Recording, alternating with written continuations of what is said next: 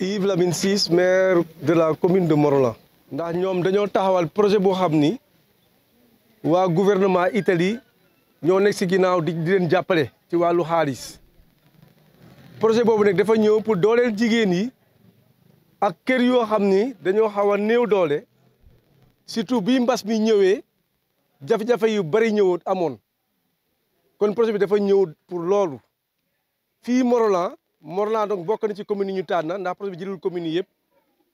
mais Morolan ci ñaari communes yi bokk département Tivaouane ci la bokk ñu tànnoon fii tamit ñaari téeméeri jigéen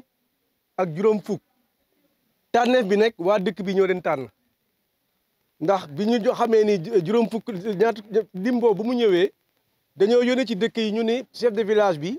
na woo seen kuréel comité bi pour que ñu toog ñu tànn nit ñu la tànn ñi fi nekk yëpp wax seen waa dëkk ñoo leen tànn maanaam ñoom ñoo bokk ci registre national unique wala bokk liste complémentaire boo xam ni bu ñuy séddale dund bi ci jamono Covid bi ci ñoo lañ ko dañ leen tànnee kon bokk ñu ngi gërëm bu baax a baax madame Sow mi jiitee projet bi ñu koy wax ni vraiment madame Sow li nga ñu defal nii lu rëy la ci ñun lu rëy la ci ñun mais en même temps dañ ñoo sas ndax bu dee département Tivaouane am na fukki commune ak juróom-ñett ñu tànn na ñaar ñun commune Morolan ñu bokk ci loolu tamit ndam la waaye sas la sas bi nag mooy lan xaalis bi ngeen bu ñuy jot fii tey du xaalis boo xam ne dañ ko maye maanaam nekk na presque ñaar fukki millions yooyu mayee ñu ko jigéen ñi ñëw fii dañ koy leb liggéey di fay xaalis bi nag li ci gën a neex mooy amul tegandaay amul intérêt mais ñoom dañu leen sas pour que ñoom ñuy cotiser parce que réseau boo xam ne dafa taxaw biir commune Morolan mais aussi surtout ñoom ñuy denc bu ñu dencee bu yàggee dootuñu soxla lépp kon boog loolu vraiment en tout cas projet bu am maanaa la ñu gërëm bu baax a baax sous-préfet Pambal ñëw jiitee ndaje bi gërëm aussi vraiment sama collaborateurs yi yëpp ñoom ñu ngi ni sama ginnaaw ak waa Morolan yëpp gërëm leen ak conseil yu Morolan ak chef de village yi yëpp. tur bi Aïssatou Ndiaye la maay présidente réseau bénéficiaire de bourse économique de la commune de Morolan Yougous man maa ngi gërëm waa Parem yàlla yaakaar bi ñu am ci ñun yàlla bu ñu ko réccu yàlla yaakaar bi ñu am ci ñun yàlla bu ñu ko réccu te ñun ñi nga xamante ne ñun ñooy jigéen ñi ñooy bénéficiaires yi waa Parem ñëw fii ñu xam ne ñun ñoo yor njël yi ñu ñëw pour ñu jàppale ñu ci kër yi liñ ñuy jàppale nañu ko xam ku ñëw jël la nga jël la nga waxaale woon nga ñëw delloo fay jëlaat dem boo jëlee ba muy ñetti yoon sa moroom ñëw jëlaat te teewul loolu ñoom dañ leen di jàngal pour yéen ngeen mën a benn yoon boo xamante ne daal pour nga liggéey yow ñëwal ma lebal la ñaar fukki junni yi ma lay lebal doo ci teg dara te boo koy jël doo ma jox dara waaye tam nee nañu la yow boo ñëwee na nga wut benn méthode boo xamante ne boo ñëwee da ngay denc pour yow booy génn la nga denc boo yeggee la nga daan jël ci moom dootoo ko xalaat la nga dencoon ngay jël dem ak moom kon ñun ñi nga xamante ne ñun ñooy jël bu ñu jëlee nañu ñëw ku am fulaay jël na nga am fulaay delloo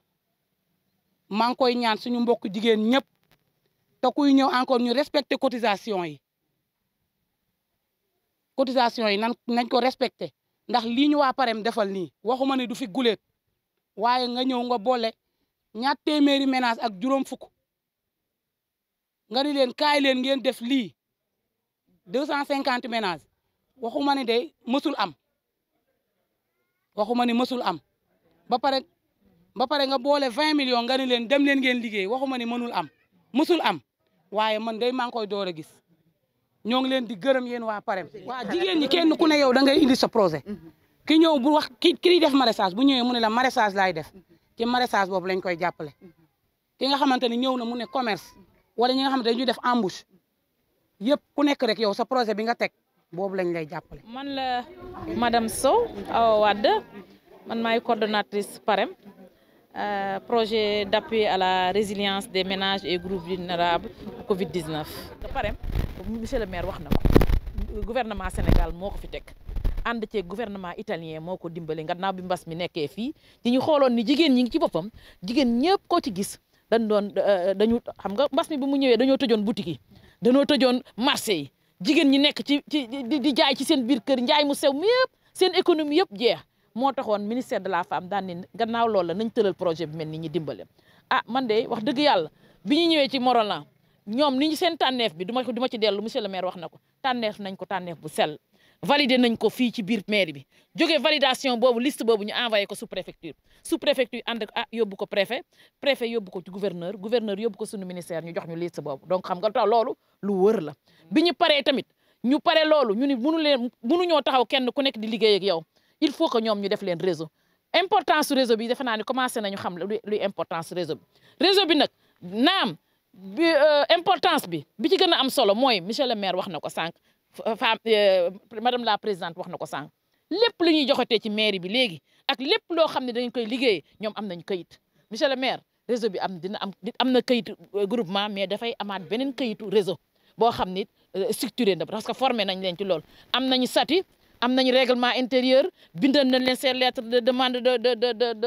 de constitution dossier yëpp def nañ ko bu ñu paree ci lii xam naa ni monsieur le maire dina leen dimbali ba ñu am kayitu réseau donc loolu am solo la monsieur le maire nag li ci des mooy wax nga ko engagé te ñun dëggam nañ ko ndax ku sàmm kàddoom nee na leen à partir de maintenant comme constitué wu ne chaque conseil municipal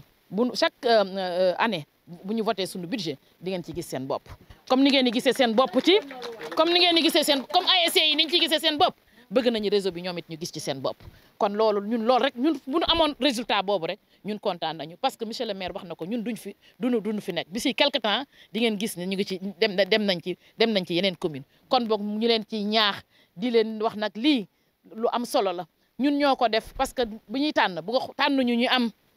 tànnuñu ñu am dañoo tànn ñun suñu projet néew doole lay dimbali ñi néew doole la ñu dimbali organiser leen ba nga xam ne tey jii daañu mën a fekk ci seen morom seen sœur yi nga xam ne xaw nañu am tuuti ba mën a demaat ci fekk ñi nga xam ne am nañu kon parce que Sénégal bu ñu dimbalantewul rek day am difficulté parce que nag gis nga sax gouvernement bi effort yi muy def bourse familiale bourse économique fii bërki démb rek ngeen la ñoom demoon pour ñu jox leen 80 000 yoo xam ne di ngeen ko jot kon boog ñu sagam yooyu loolu moom ñoo ko mën a def ndimbal na ca fekk loxol borom léegi nag loolu lañ leen jox bii nag moom yëngatu liggéey rek moo ko tax a jóg yëngatu liggéey boobu yéene ko moom yéene koy wàjjeg wëlbati seen bopp ñu leen ciy gërëm nag di leen ñaax di leen ñaanal yàlla ndax vraiment lii ngeen sumb yàlla na leen ci yàlla defal barke. Monsieur Mamadou Diop, l'adjoint au sous-préfet de Pambane. Je me réjouis de ma présence pour le lancement de ce projet que je disais que c'est un projet innovant. C'est un projet qui permet de booster l'activité des femmes et que ce projet-là va accompagner les femmes pour mener à bien leurs activités et dans le cadre de la résilience vis-à-vis de la COVID-19. C'est un projet piloté par le ministère de la Femme sur financement de la coopération italienne et que ce projet va injecter dans la commune de Morolan